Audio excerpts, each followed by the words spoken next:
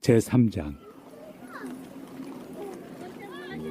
이러므로 그리스도 예수의 일로 너희 이방인을 위하여 갇힌 자 된 나 바울이 말하거니와 너희를 위하여 내게 주신 하나님의 그 은혜의 경륜을 너희가 들었을 터이라. 곧 계시로 내게 비밀을 알게 하신 것은 내가 먼저 간단히 기록함과 같으니 그것을 읽으면 내가 그리스도의 비밀을 깨달은 것을 너희가 알 수 있으리라.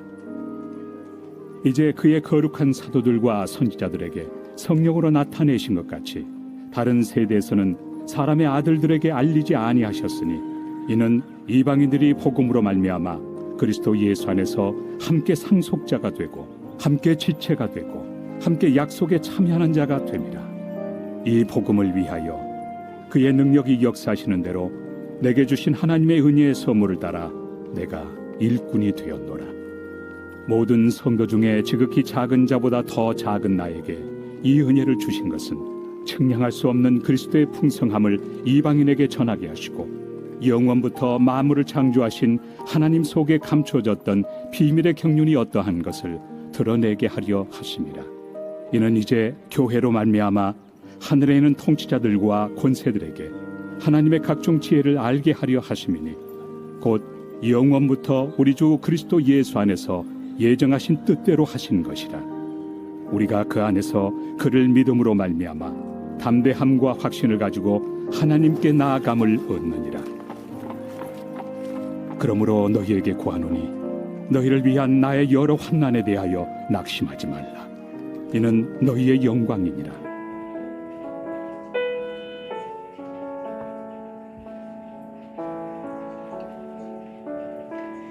만약에 우리가 복음을 열심히 전하다가 어떤 억울한 일을 당하고 심지어 어떤 재산을 빼앗기거나 이 감옥에 갇히게 된다면 어떨 것 같습니까? 아마도 크게 낙심할 가능성이 많을 겁니다. 복음이 의미 없다고 생각할 수도 있을 것이고 하나님이 무력한 존재다 라고까지 생각할 수도 있겠죠. 아니면 내 자신이 어떤 복음의 능력을 가지지 못한 그런 연약한 자다 라고 자책하거나 절망할지도 모르겠습니다. 그러나 복음으로 인해 환난을 당한 사도 바울은 오늘 보니까 조금도 낙심하지 않고 있습니다. 이 바울은 감옥에 갇힌 상태에서도 오히려 교회를 격려하고 자신의 이 갇힘이 교회의 영광이 된다라고까지 말하고 있음을 보게 됩니다. 바울은 자신이 가진 은혜의 경륜에 대해서 얘기하는데 이것은 예배소 교회 성도들을 위한 것이다 라고 고백합니다. 이 바울은 하나님과 동행하며 은혜를 경험해 왔죠. 그는 그것이 분명한 이 목적이 있음을 알고 있었어요. 그의 모든 사역은 예수님 그리고 믿음이 연약한 이 형제들을 위한 것이었던 거죠. 이처럼 하나님께서 우리를 부르시고 은혜를 주신 것도 나 혼자 구원받고 천국에 들어가라 라고 주신 것은 사실 아니죠. 물론 우리의 믿음은 우리 자신의 구원을 위한 것이기도 하지만 하나님의 은혜의 이 경륜을 전하기 위함이다 라는 것이에요.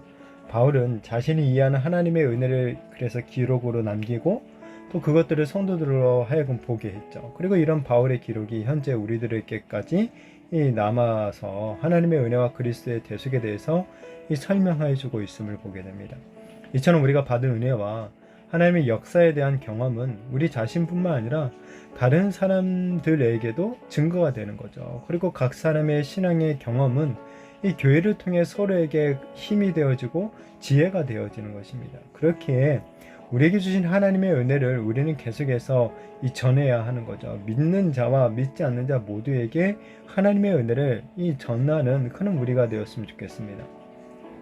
자, 그러나 이 그리스도와 그 하나님의 은혜는 사실 이해하기 어려운 겁니다. 세상의 지혜로는 이해하기 어렵죠. 왜냐하면 세상에 이 뛰어난 지혜를 가지고도 하나님을 알 수 없기 때문에 그래요. 그래서 언제나 하나님은 교만하여 들을 게 없는 세상의 지혜자들보다는 오히려 어리석은 자 혹은 스스로 지극히 작은 자다 라고 부르는 이런 겸손한 자들에게 이 비밀을 알려주시는 거죠. 사실 은혜와 대속을 이해하기 어려운 것보다는 결국에는 우리의 마음이 이 낮은 마음을 갖기가 어렵다라는 거예요.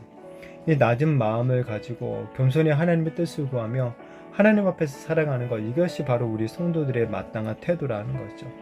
우리가 하나님 앞에서 이렇게 겸손한 마음으로 그분의 뜻과 지혜를 구할 때 세상은 교회를 통해 하나님의 그 지혜를 깨닫게 되는 거죠. 하나님의 지혜와 의지의 통로가 바로 교회가 되는 거예요. 그렇기에 이 교회가 세상을 향해서 복음을 계속해서 말하지 않는다면 세상은 도저히 하나님의 그 구원의 은혜와 지혜를 깨달을 수가 없는 거죠. 그저 자기들 마음대로 살아가다가 이 영원한 심판을 받게 될 것입니다. 교회는 복음을 외치기 위해 부름을 받은 존재인 줄로 믿습니다. 세상을 향해 이 그리스도의 선한 일을 하기 위해서 우리가 새로 지음을 받은 존재다라는 것을 기억하면서 살아갔으면 좋겠습니다. 그런데 우리가 이렇게 이 세상을 향해 복음을 외치면 세상은 어떻게 반응을 합니까? 대부분 부정적인 그런 반응을 보이죠. 이건 실제로 우리가 나가서 전도해 보면 금방 알 수가 있습니다.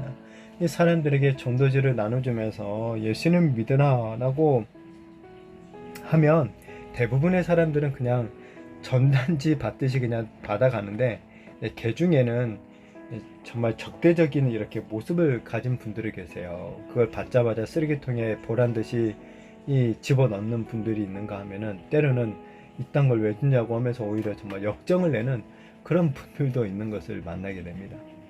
자, 이렇게 하나님을 따르고 그분의 뜻을 선포한 사람들 대부분 세상에서 미움을 받고 환난을 받게 되는 거죠.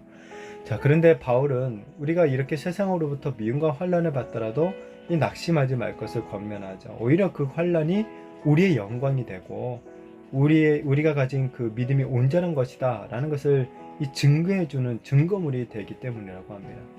예수님께서도 이 세상이 예수님을 믿는 것 때문에 우리를 미워하고 박해하고 악한 말로 비난할 때 오히려 기뻐하라고 말씀하셨죠. 왜냐하면 그 미움을 받는 만큼 오히려 하늘에서 받을 상이 크기 때문이라고 하셨습니다.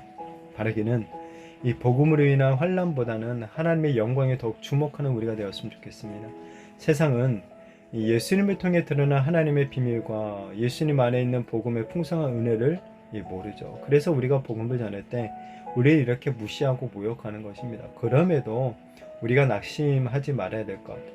전에는 우리가 하나님과 관계가 없었던 우리들이었지만 하나님의 경륜 속에서 이 그리스도의 비밀이 우리들에게 전해졌고 하나님께서 그 비밀을 우리들에게 드러내셨고 이제는 우리에게 그 비밀을 맡겨주셨기 때문에 그런 거죠. 정말 복음으로 인해 우리가 환난을 당한다 하더라도 그것을 오히려 영광으로 삼으시는 우리 성도님들이 되시기를 축복합니다. 복음에 참여하는 것 자체가 우리의 영광이며 이 교회의 영광이다 라는 것을 기억하면서 우리가 계속해서 이 복음을 세상을 향해 정말 전하는 외치는 그런 저와 우리 모든 성도님들 또한 우리 교회 공동체가 되어지기를 예수님의 이름으로 축복합니다.